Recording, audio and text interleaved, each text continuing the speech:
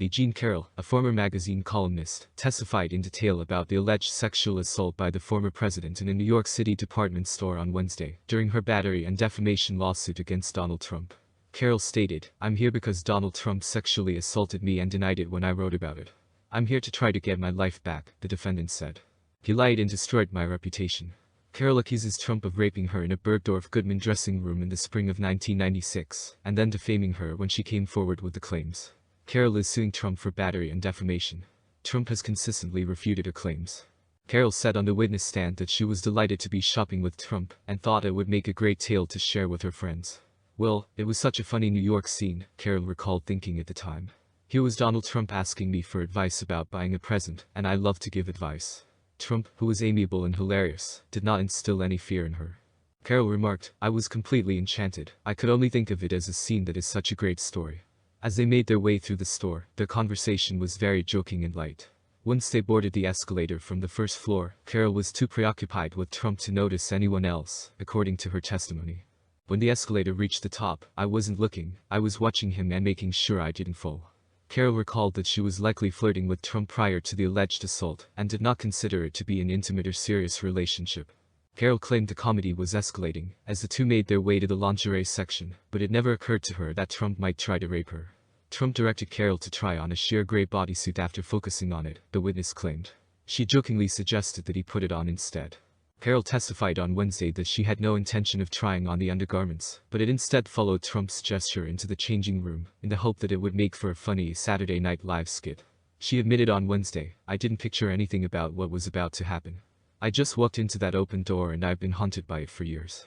Carroll described how, despite her protests, Trump allegedly pushed her up against the wall and eventually inserted his fingers and then his penis inside her. She remembered the pain in her vagina and the back of her head. Carroll, who was getting emotional on the witness stand, paused for a long time as her lawyer questioned what she did after Trump allegedly forcibly entered her.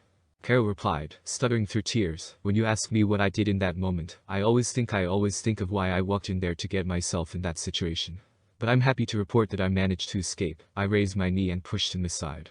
Carroll claimed that the alleged assault by Trump only lasted a few minutes and that her adrenaline kept her from feeling scared. "This is going to sound strange, but I was almost too terrified to know whether I was afraid or not," she said. "Getting out of that room was the only reason I had for being alive at the time." Carroll choked up as he said on the stand, "It was very stupid. It changed. I know people have gone through a lot worse than this, but it left me, it prevented me from ever having a romantic life again." Carroll admitted she didn't seek medical attention, but recalled having lingering pain, and that it took her some time to calm down that night. She said, "I couldn't believe that it happened. I couldn't believe that it happened to me. I was extremely rattled. I didn't know who I was."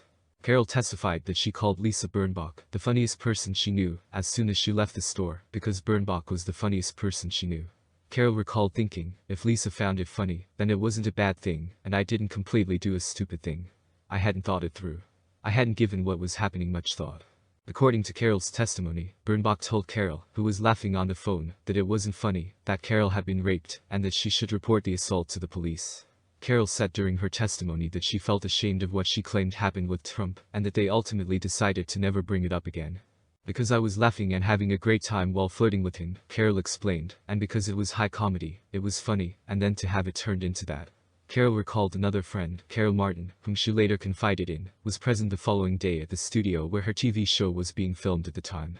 Carroll shared the incident with Martin after they agreed they couldn't communicate clearly at work. Martin advised Carroll not to share or even mention her story, because Trump would bury her with his defense team. Carroll shared Martin's opinion. "Donald Trump made me nervous. I was embarrassed because I believed he would retaliate. I believed I was at fault," she admitted. Carroll admitted in court that she is a registered Democrat and that she believes Trump is evil and vile and was a terrible president, but she insisted that her political views have nothing to do with the lawsuit she is pursuing. Carroll declared, "I'm not settling a political score. I'm settling a personal score because he repeatedly called me a liar, which seriously damaged my reputation. As a journalist, the only thing I need is the confidence of my audience." Michael Farrar, Carroll's lawyer, questioned Carroll about why she kept her accusations quiet during Trump's first presidential campaign. "I noticed that the more women who came forward to accuse him, the better he did in the polls," she remarked. Cheryl Beale, the former manager of the Bergdorf Goodman women's store, was Carroll's first witness in the civil trial and testified for less than an hour before Carroll took the stand. Beale had an office on the 6th floor next to the lingerie department, where Carroll claims Trump raped her during his 10 years of employment there, which ended around 1998. She demonstrated the layout of the 6th floor to the jury using a floor plan from that year, describing the fitting rooms as a room with wooden walls that met the ceiling. She testified that the door to the changing room automatically locked when closed.